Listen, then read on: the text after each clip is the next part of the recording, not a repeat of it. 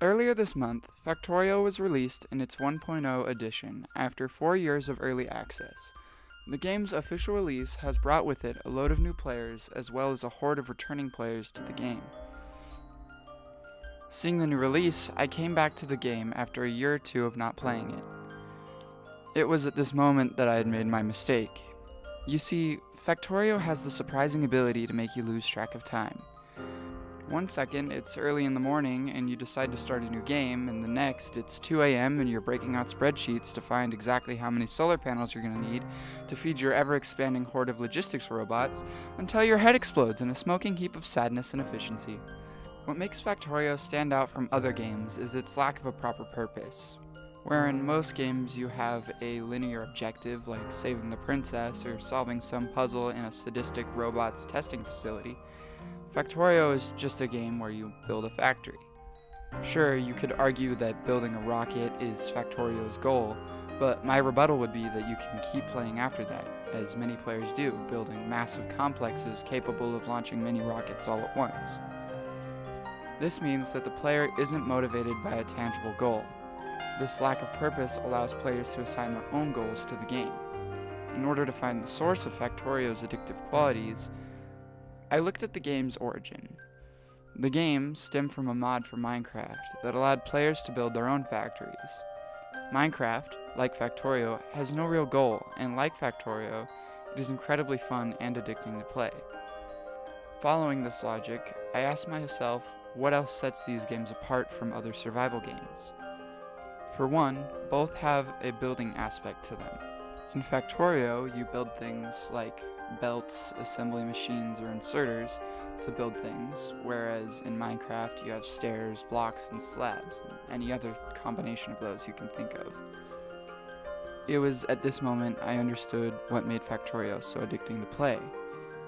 It was the simplicity of the pieces coming together to make a super complex factory with many layers of transportation, assembly, and automation.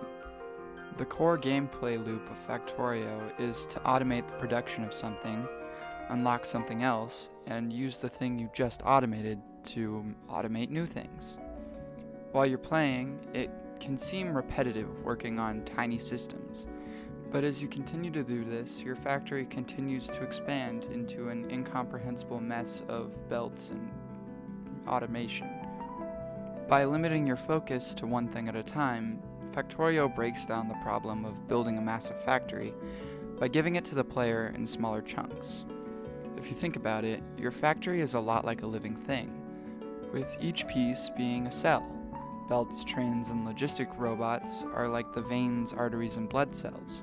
Assemblers are like stem cells, using proteins to make new cells. And you, the player, are like the DNA molding the factory from its initial stages into an ever-expanding monstrosity of efficiency. Because of this, each factory becomes a part of you as you build it.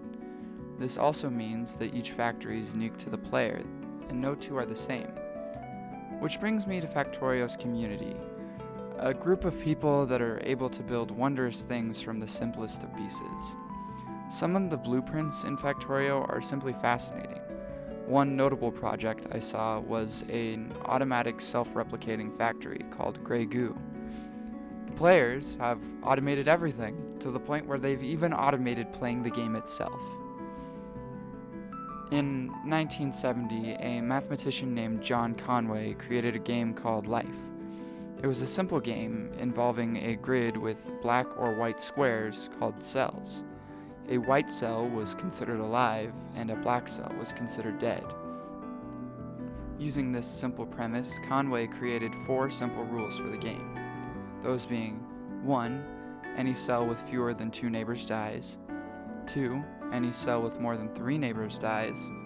3. Any cell with 2 or 3 live neighbors lives, unchanged, to the next generation. And 4. Any cell with exactly 3 neighbors will come to life. While relatively simple in nature, Conway discovered that when applied, these simple rules would cause the cells to do some very interesting behaviors. When in certain patterns, the cells will alternate between being alive and dead, stabilized in a cycle over and over again. In other patterns, the cells were able to move forwards in a line. And in another pattern, the cells were capable of creating moving structures in some kind of factory. Factorio, much like Conway's life, has simple rules that allow for complex structures to be built. For instance, in Factorio, buildings are set sizes and do specific things. The rocket silo will always be a 5x5 piece, and it will always launch a rocket. Because of this, and the way the land is generated, Factorio forces the players to think strategically about how the factory is going to be designed to maximize space and productivity. If you expand too much, the nests of biters will be in the way, as they grow denser the further you expand from your spawn location. By creating simple rules, complex solutions arise to solve problems those rules create. This is the keystone of Factorio, and is what makes the game so great. Even if at times it feels like you're slightly going insane trying to maximize efficiency. That being said, I've been Exister, and if you liked this video, be sure to like and subscribe as it helps out the channel. If you want to add anything, just say hi, or tell me about your vases in Factorio. Leave a comment down below and I'll be sure to reply. I'm planning on writing a review series in the near future, so if you want to see me review a specific show or movie, let me know and I'll check it out. Thanks for watching, have a good one.